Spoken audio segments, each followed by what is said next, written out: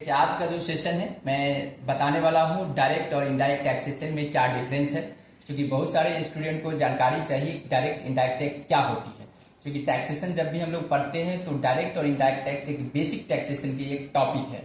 तो देखिए सिंपल समझना है, हम लोगों की डायरेक्ट टैक्स वैसा टैक्स को बोला जाता है जो इनकम और वेल्थ पे चार्ज की जाती है। ठीक है, तो उसको हम लोग बोलते हैं डायरेक्ट टैक्स। जैसे हमारे इंडिया में इनकम टैक्स हो गया, वेल्थ टैक्स हो गया। इनकम टैक्स के ही अकॉर्डिंग आती है आपको कॉर्पोरेट टैक्स जो कंपनी को देना पड़ता है, इन सभी को हम लोग डायरेक्ट टैक्स बोलते हैं।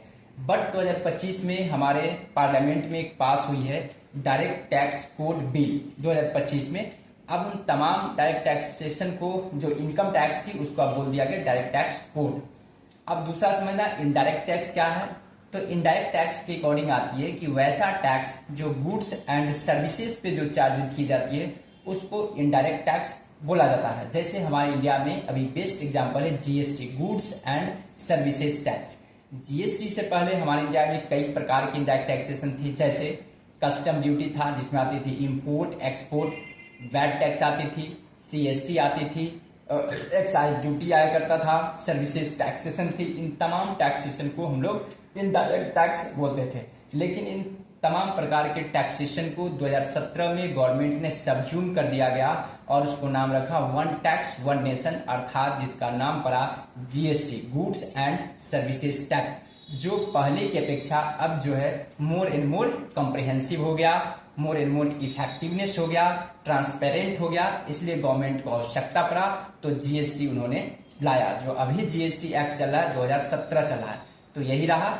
और एक चीज और समझेंगे, जो डायरेक्ट टैक्सेशन होती है वो सेंट्रल गवर्नमेंट के द्वारा चार्ज की जाती है, जबकि इनडायरेक्ट टैक्स जो जीएसटी है कुछ सेंट्रल गवर्नमेंट को जाती है और स्टेट गवर्नमेंट अर्थात बोथ गवर्नमेंट को वो टैक्सेशन होती है। ठीक है, डायरेक्ट टैक्स।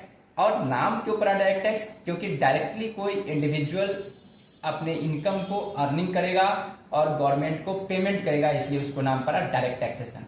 इनडायरेक्ट टैक्सेशन में क्या होती है, बर्डन को शिफ्ट किया जाता है। मतलब जो पर्सन अर्निंग कर रहा है, यानी कि जो गुड्स और सर्विसेज का कंज्यूम कर रहा है, देना उसको है, बट क्या किया जाता है, ये किसी और के माध्यम से पेमेंट होती है। जैसे गवर्नमेंट जो है उसको होलसेलर मतलब मैन्युफैक्चरर दे रही है, मैन्युफैक्चरर कलेक्शन कर रही है अपना डीलर से, डीलर होलसेलर से, होलसेलर रिटेलर से और रिटेलर कंज्यूमर से, मतलब कि ये टैक्स को कलेक्शन करती है। अर्थात ये हुआ कि फाइनल जो गुड्स और सर्विसेज का कंज्यूम करता है कस्टमर, तो कस्टमर के बॉर्डर पे शिफ्ट की जाती है, लेकिन कस्टमर डायरेक्टली गवर्नमेंट को पे नहीं करती है। इसलिए इसको नाम पड़ा इनडायरेक्ट टैक्स, मतलब इनडायरेक्ट रूप से पे की जाती है। ठीक है।